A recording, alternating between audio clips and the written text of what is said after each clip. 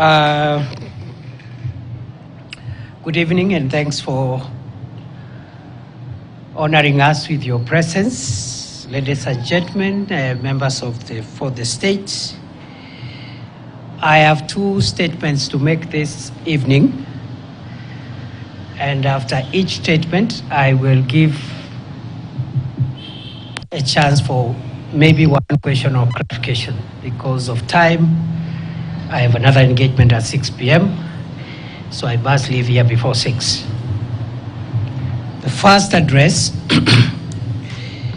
is my exit address at the end of duty as Cabinet Secretary for Interior and National Administration. As you're aware, for the last 2 years I've been the country's security minister, and I thought I owe the people of Kenya an exit speech so that we can account for the 2 years in which, by the grace of God, we have had the privilege to serve our country in that office. Since the 27th of October 2022, I have had the immense privilege of serving our country as the Interior Minister. Appointment to this role was not only a humbling symbol of confidence by President William Ruto, but also it thrust me into a most monumental responsibility of providing leadership to and coordinating the organs of our homeland security. For its unique complement of extensive functional control of Kenya's internal security infrastructure, the Interior Ministry has provided me with a once-in-a-lifetime opportunity to appreciate a little more profoundly the centrality of security to Kenya's primordial quest for inclusive prosperity for all its people. To appreciate the modest strides made in the past 2 years, it is apt to revisit the state of our national security that was prevailing as at August-September 2022 when I took over. I took over this sensitive duty at Harambee House at a time when communities in northeastern Kenya and in Lamu were experiencing frequent and sustained terror attacks.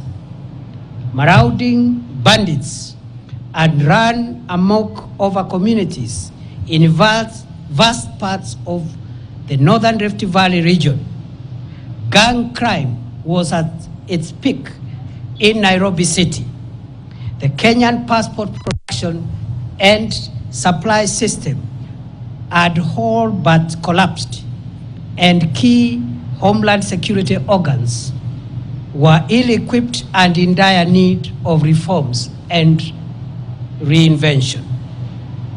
The end of my tour of duty as Kenya's Interior Minister of 2 years invites an introspection and reflection on the journey that I, with the loyal and patriotic support of hundreds of thousands of officers and staff in the police, prisons, immigration, and other citizen-facing services of the ministry, have traveled.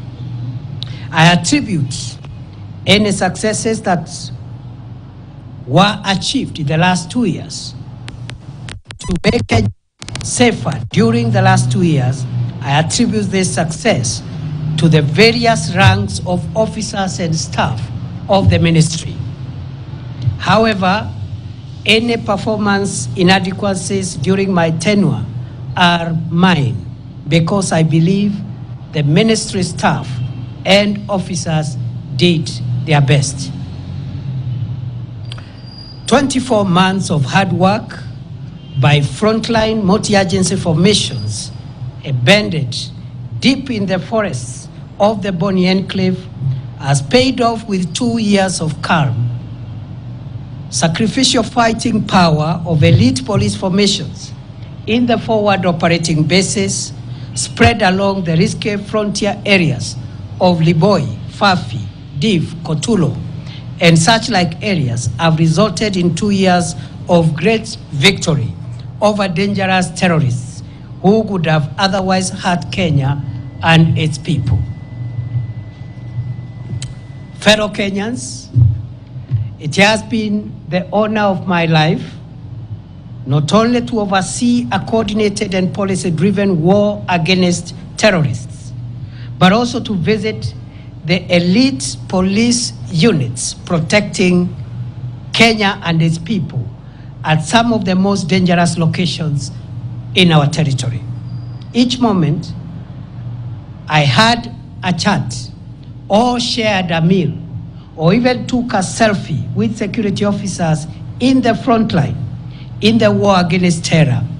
There was always a profound surge of pride in the knowledge that a dedicated and patriotic cohort of our security forces remain alert day and night to prevent terrorists and other dangerous criminals from accessing Kenya to cause harm to its people. For protracted periods, I have traveled by air, land, and sea to oversee counter-terrorism operations in Ziwalata, Poromoko, Kiunga, Mpeketoni, Lango la Simba, and other parts of Lamu, sometimes on Christmas Day, some other times on Good Friday, or other times covertly at night, just to make sure that we got it right. I have been to Wajir, Mandera, Takaba, and other parts of our country exposed to the threat of terror, just to give morale to frontline security officers and their commanders, and also to listen to communities in search of durable solutions against the violence of terrorist groups. Throughout the past 2 years, nothing has given me greater sense of fulfillment than the long days and sometimes humid nights spent in some of the farthest outposts within our territory. Therefore, fellow Kenyans, as I relinquish the leadership of the Interior Ministry, which I've already done, I am proud to report that save for a few inevitable losses, Lamu and northeastern Kenya are much safer and calmer today than the situation that prevailed in the last half of 2022. To our gallant security officers who paid the ultimate price with their limb or life to keep Kenya safe, I salute you and promise that Kenya will never forget your valor and patriotic sacrifice. May the souls of the officers who have lost their lives in the protection of our homeland and its people find perpetual rest in eternity. Equally, the memory of civilian souls lost through injury inflicted by terrorists will forever evoke our collective duty to keep Kenya free from danger, whatever its source. Fellow Kenyans, by the end of 2022, over 135 innocent Kenyans, including 20 security officers, had been killed by marauding bandits in parts of Baringo, Laikipia, Samburu, Turkana, West Pokot, and Elgeyo-Marakwet counties within a span of 6 months.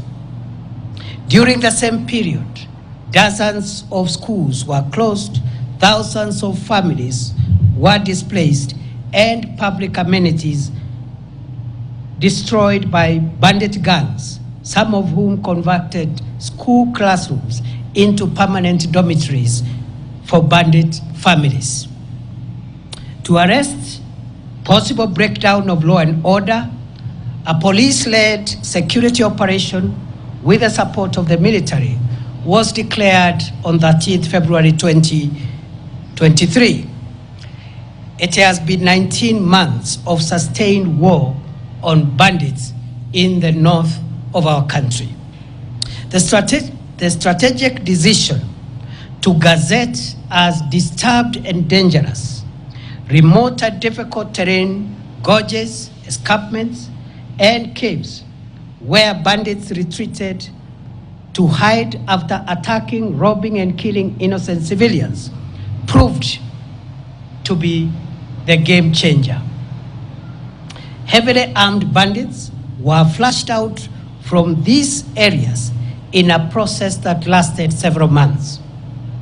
Their outdated gimmicks of taunting security forces and sometimes staging daylight raids were eventually crushed through intelligence-led operations, superior firepower, and efficient operational and tactical outputs that resulted in the neutralization of dangerous bandit commanders and their spiritual influencers.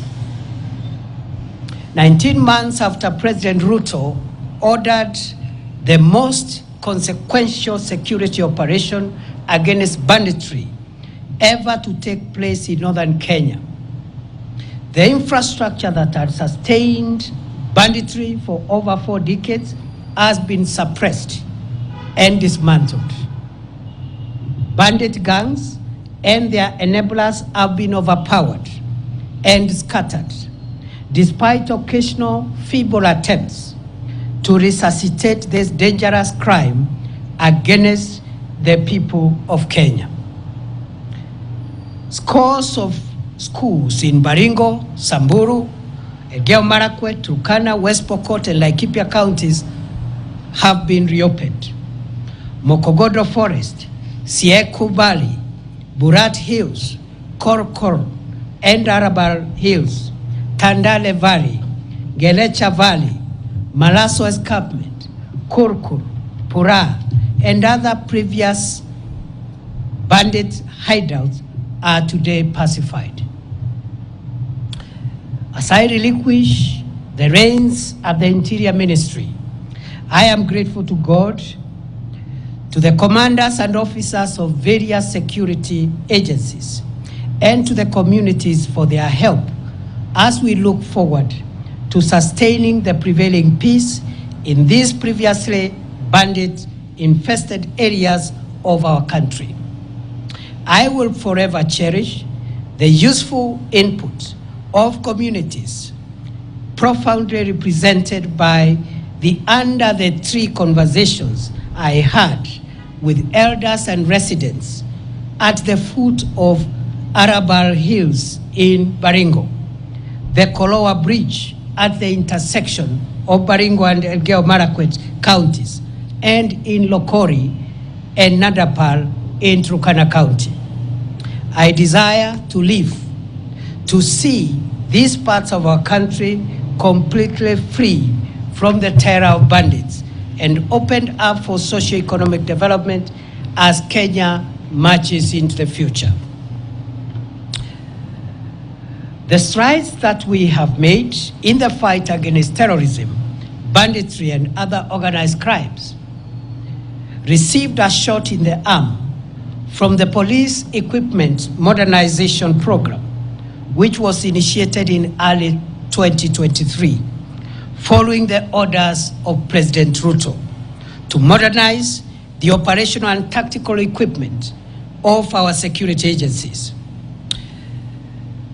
The 37 billion shilling 5-year program is underway, with 7.6 billion shillings already spent to acquire armored personnel carriers, mine-resistant, ambush-protected vehicles, personal protection equipment for the police, as well as sophisticated weaponry to provide enough firepower to protect our nation.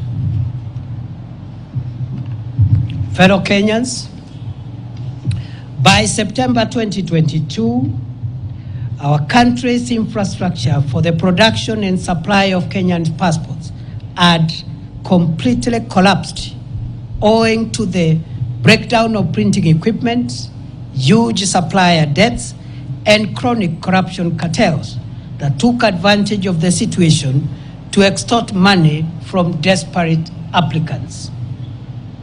After many months of reorganizing and financing arrangements, as well as personnel deployment at the Immigration Department, I am proud to report that as I leave the ministry, the government has been able to acquire modern printers and all the pending supplier debts have been paid. The passport production and delivery waiting period has been reduced from more than 12 months in 2022 to 7 days at present. The backlog of 724,000 passports has been cleared, and the challenge now is to expedite the delivery process to clear the 85,000 uncollected passports that are ready. As I leave the reins of the ministry, I am proud to report that the corruption cartels of staff and members of the public that used to harass passport applicants have been dismantled, and 17 ringleaders, including immigration officers, are facing ongoing criminal prosecution. As I exit, I am convinced beyond doubt that the milestone of reducing the waiting period from the current 7 days to 3 days by the close of this year remain feasible. In the days ahead, we must confront and succeed in reforming the institutions of our national security. At the orders of President Ruto and in compliance with the Kenya Kwanza Manifesto, the process of reimagining and refashioning Kenya's security institutions began in earnest on 21st December 2022, when the Presidential Task Force on Reforms of the National Police Service, the Kenya Prison Service, and the National Youth Service was established. While the work of the task force took longer than expected due to the expansive terms of reference, its final report has already been presented to the President. And one of the last actions I took before I left the ministry was to gazette the National Steering Committee under the leadership of the Principal Secretary for Internal Security, with a mandate to ensure full realization and implementation of the groundbreaking proposals for reforming our police, prisons, and youth services to align them with the dictates of our progressive 2010 Constitution and the vision of underwriting the national ideal of securing Kenya from long-term internal and external security threats. Fellow Kenyans, throughout my tenure in office, I have benefited from direct support and encouragement of President Ruto. I thank him for giving me the privilege to serve my country as the Interior Minister for an uninterrupted 2 years.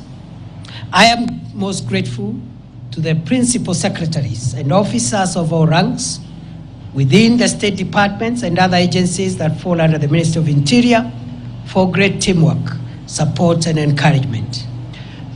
To our security officers, especially those assigned the sensitive duty of protecting the country from terror, banditry, and other organized crimes, I salute you all for your selfless and patriotic service to our country.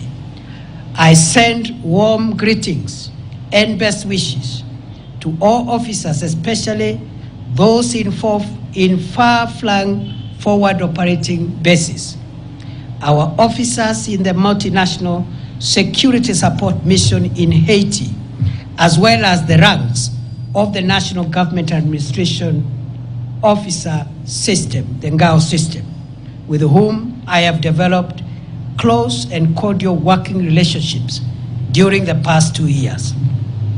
I pray that my successor will build on the gains we made and will succeed to roll back the emerging reports of mysterious disappearances, abductions, and femicide. Goodbye, and God bless Kenya and protect our dear country, our homeland, the Republic of Kenya.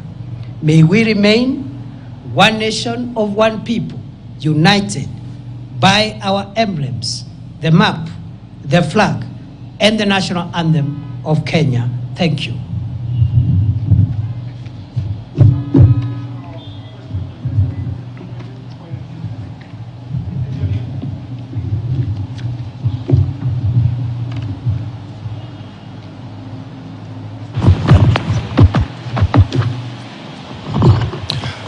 My name is Eric Owenga, labda kwa Kiswahili Bwana Naibu Rais. What do you speak of about your legacy in terms of abductions and extrajudicial killings that were rampant during your reign as the Cabinet Secretary of Interior for the past 2 years? Because Kenyans, some of the questions have not been answered in regard to the same. Can you exhaustively speak about it? Thank you. Yes, as you have, thank you very much for that concern. As I have said towards the last part of my statement, I have demonstrated how for 2 years, every day of my life, I have struggled to secure the country from crime and from people who would have caused us harm. And I have told my journey, the places I've been and what has took me there, the work I did in immigration and other places. At the end of my statement, I have said, as I exit that office, I'm exiting at a time when there are reports of cases of mysterious disappearances, abductions, and femicide. And I have handed over the responsibility of cracking down on those emerging reports of crime. And I wish him well, and I know he will succeed. The same way in the past, I've been able to handle those other national security challenges. Remember, these are challenges that we've witnessed in the last few months, and already we had gotten ourselves on a place where we had come up with a strategy of cracking down on this criminal behavior, the same way we succeeded, even with the Nairobi urban crime, which was quite a spiral at the time we took over, and which today is manageable. And therefore, these are developments over the last few weeks, maybe a couple of months.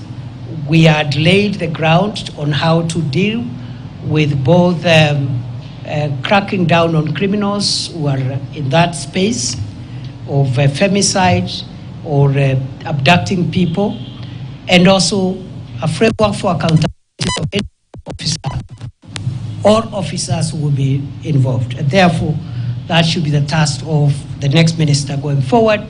I have no doubt I have done my best every day of my life, and there is no day I have slept without asking myself what I have done to make our country safer.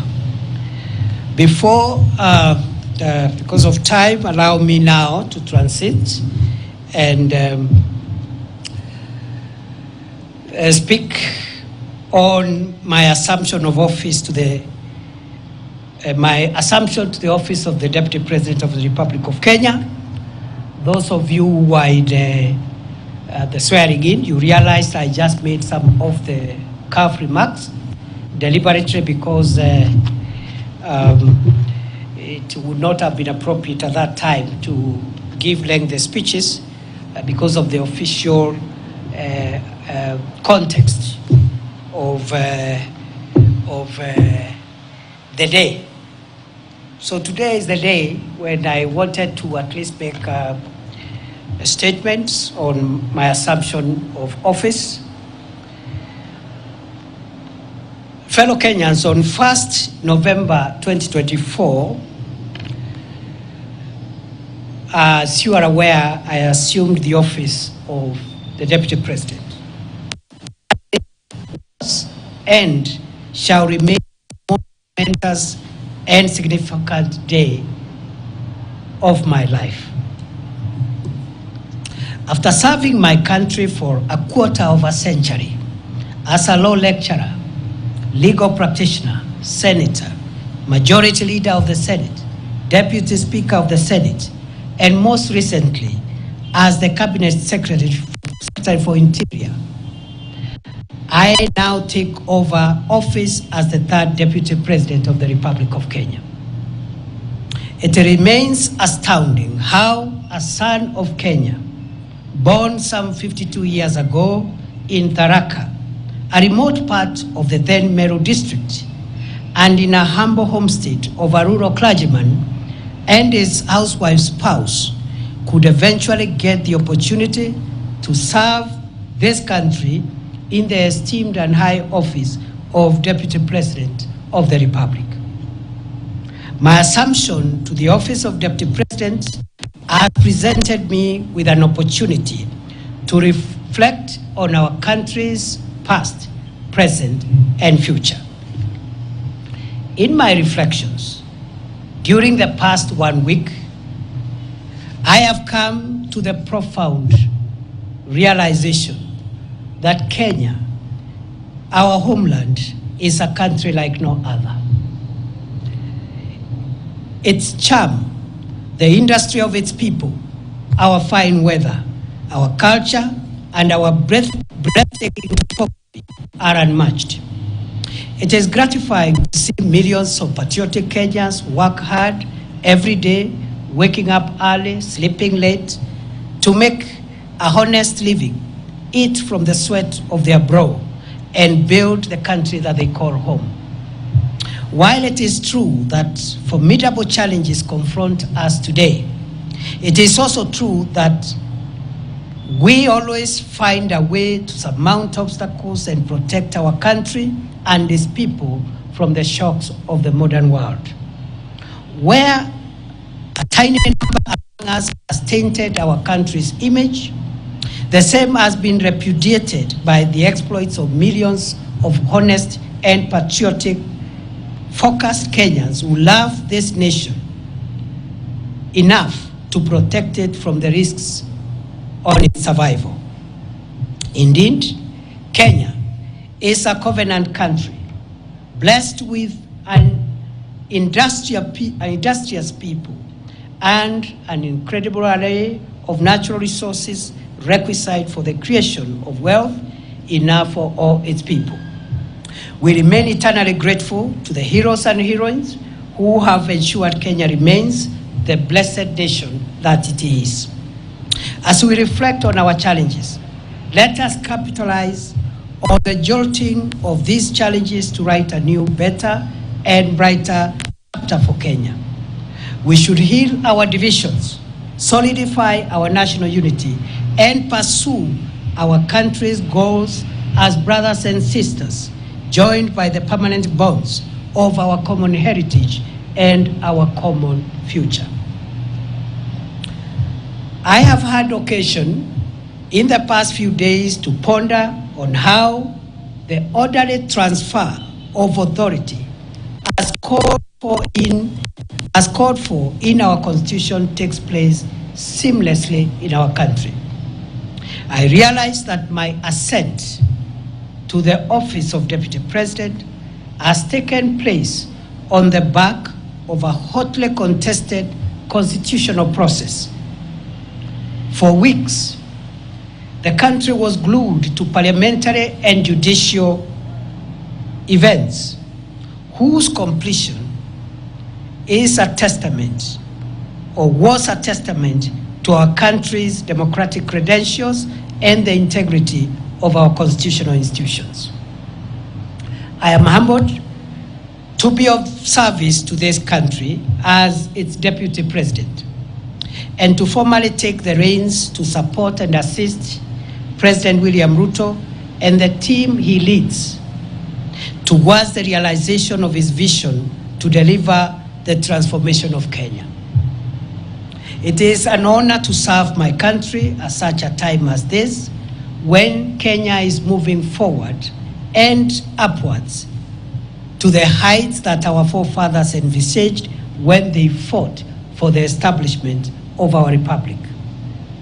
The founders of our nation and those who fought to make us a free people triumphed over the oppressive chains of colonialism, not only because they worked hard for it, but because they remained united. Today, as in the past, the quest for national unity is undeniably the most profound aspiration animating our national conversation. Why? Because we are coming from a rough patch where we had been enthralled in a rather unfortunate conversation about distinction, difference, and division. At a time when the country desperately requires a rallying call to pull together to steer our nation to greatness during these challenging times. Kotaler Somoei, Dedan Kimathi, Mekatilile Wamenza, and later Jomo Kenyatta, Ronan Gala, Oginga Odinga, Masinde Muliro, and many others worked hard to set free the whole of Kenya, not parts of Kenya where they were born or raised. They refused to see themselves as liberators of their places of birth, choosing instead to consider themselves as brothers and sisters connected by the common past of their ancestry and the shared future of the generations that would come after them. We learn from these gallant sons and daughters of Kenya that for us to defend our freedom, sovereignty, territorial integrity, and economic transformation, for us to overcome inequality, poverty, and the need in our midst, we must harness and aggregate the collective daily struggles of ordinary Kenyans for our common good. For the aspiration of forging a united Kenya to materialize, we must accept each other, recognize our equality, accept that diversity and difference among us are for building rather than destroying us. A united nation is better equipped to deal with the challenges and overcome the obstacles we face in an increasingly complex, unpredictable, and insecure world. Kenya's viability is guaranteed only if its diverse components and segments converge in pursuit of common ideals, notwithstanding our linguistic, ethnic, religious, or political orientations. As I assume the functions of the esteemed office of the Deputy President of Kenya, I pledge to support and assist President Ruto to canvass, defend, and accelerate national unity, but also to canvass, defend, and accelerate the implementation of the bottom-up economic transformation agenda on which his administration was elected 2 years ago. I will work with my colleagues in the cabinet, as I have done in my previous role during the past 2 years, as we look forward to opening a new chapter in our collective effort to deliver the economic transformation and empowerment of the people of Kenya to realize better standards of living. The government has made significant strides towards the transformation of our food security situation, health, education, as well as stabilizing spikes on prices of essential household commodities since September 2022.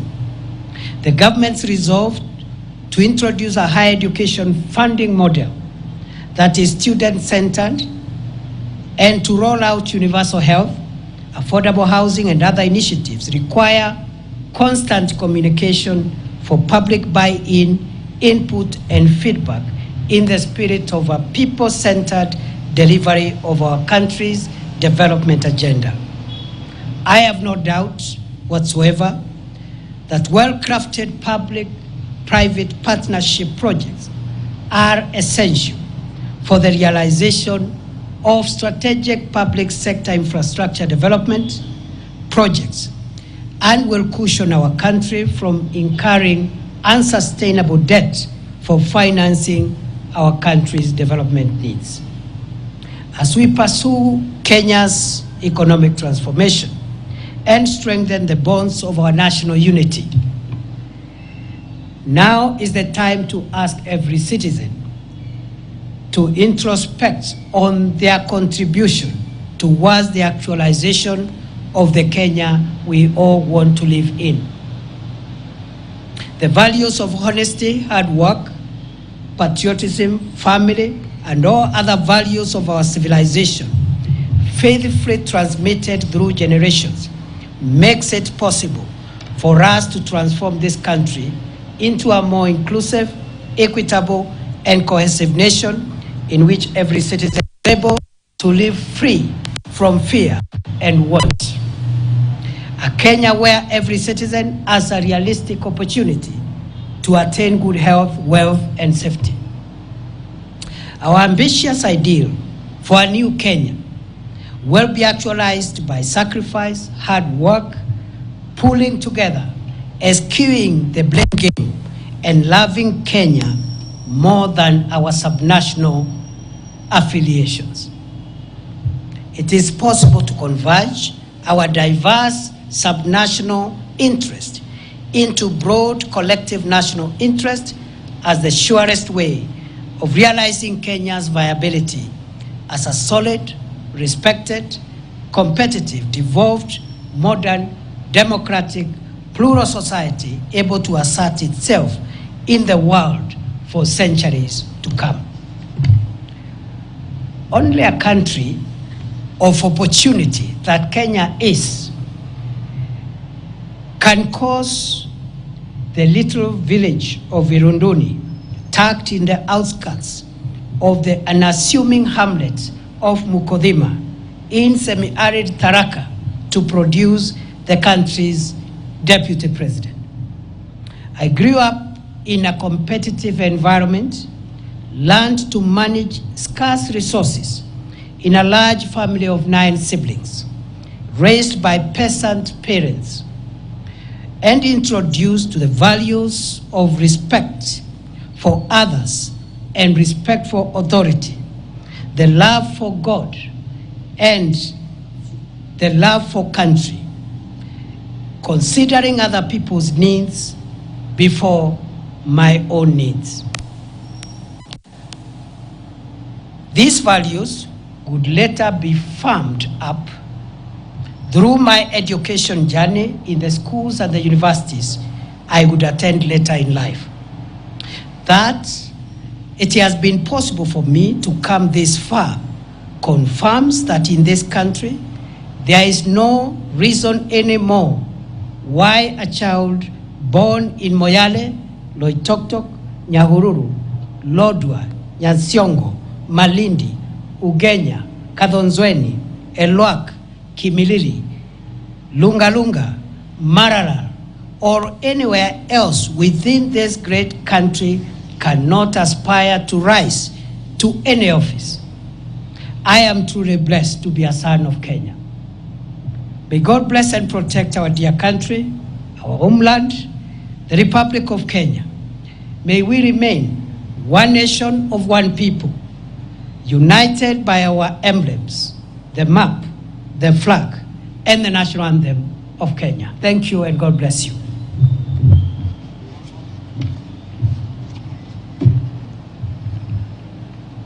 I'll take maximum 2, please. Thank you, Excellency. My name is Melita Oletenges for Citizen TV. My question is, you are stepping into this new role at a time when counties have not had a disbursement of funds for about 4 months, and it is causing a cash crunch there. And now that you're going to also be the chair of IBEC, how do you tend to accelerate this and ensure that services in the counties roll as they should be? Kyo? My name is Sydney Chazima. My question goes to what you've mentioned about national interests. And recently, while performing your duties as the Deputy President, you spoke before the judiciary at the 12 years anniversary for the Supreme Court. And you mentioned that there need to be a place where the courts consider the national interest as opposed to the public interest. Someone may misconstrue this as the executive trying to exert its pressure on the courts. What would you make of this? Thank you. Those are very good questions. I would like to respond to them as follows. It is true there is a bit of cash disbursement delay for counties, which is unfortunate. But I think the context for that situation is that this country in the last 2 years have come from a very difficult macroeconomic situation, and it has taken 2 years of hard work under the leadership of President William Ruto to tackle the macroeconomic stability of the country, stabilize the shilling, stabilize essential food prices of essential commodities, including fuel, and so forth and so on. For the first time this month, inflation is at 2.7%, the lowest in 17 years. The last time the inflation was at that level was in 2007, just before the post-election election violence, at the peak of President Kibaki's best economic situation. And therefore, the heavy lifting that the country has had to do is now behind us. We can only do better. I am going to convene as soon as possible the consultative forum under the auspices of IBEC, and I believe the short-term issue around disbursements should be tackled in a more sustainable manner, so that we don't just release what is outstanding, but we find mechanisms of ensuring that we don't have similar delays in the days ahead. So that is something that I'm seized of. Just the way we have tackled other issues and economic challenges, we're going to tackle the disbursement to counties promptly, and that is what the Constitution requires, that the national government must ensure that counties receive their funds within the required time. Secondly and lastly, I've been asked to comment about the comments I made at the judges' conference. And at the judges' conference, I said, first and foremost, that conference was not a meeting between the executive and the judiciary. It was a conference for the court to introspect and reflect on how the judiciary has performed, especially the Supreme Court, in shaping the jurisprudence of our country and interpreting our Constitution. And therefore, it was an opportunity to look at the successes, the challenges, what has been done correctly, and what perhaps needs to be relooked. It's in that context that I gave the views from where I sit, based on my legal background. I made the remark that I believe the Supreme Court of Kenya has done a fantastic job in interpreting the Constitution. For 12 years, what the Supreme Court of the Republic of Kenya has done is equivalent to what some Supreme Courts have done in 50 years. So we are very proud that our institutions are not only efficient, but they are on a trajectory of fast maturity. At that point, because it was a moment for introspection, I said, the jurisprudence that the court has given us about public interest is very refreshing and welcome. And then I remarked, going forward, as the Supreme Court consolidates its own jurisprudence and enhances it, perfects it, it is worth reflecting, even beyond public interest, whether our Constitution allows our Constitution allows the court to distill existential values of the state. And I told the meeting that those essential values are found in two places. One in chapter 1, which is the foundational chapter that establishes our country, defines what Kenya is, the map, the territory, the coordinates, and the fundamental principles, including devolution. And then chapter 14 on national security. Article 238 in particular contains some elements of what one would call existential and primordial elements of the existence of Kenya. That Article 238 says that there are certain core interests of Kenya that must be protected. And that's why the organs of national security are established, to make sure that Kenya does not disappear. It survives. Territorial sovereignty of Kenya. That's why our KDF will do whatever it takes to make sure that other nations, enemies of Kenya, don't overrun us. The territorial integrity of Kenya, that no foreign country can violate our airspace, our land, or our sea space.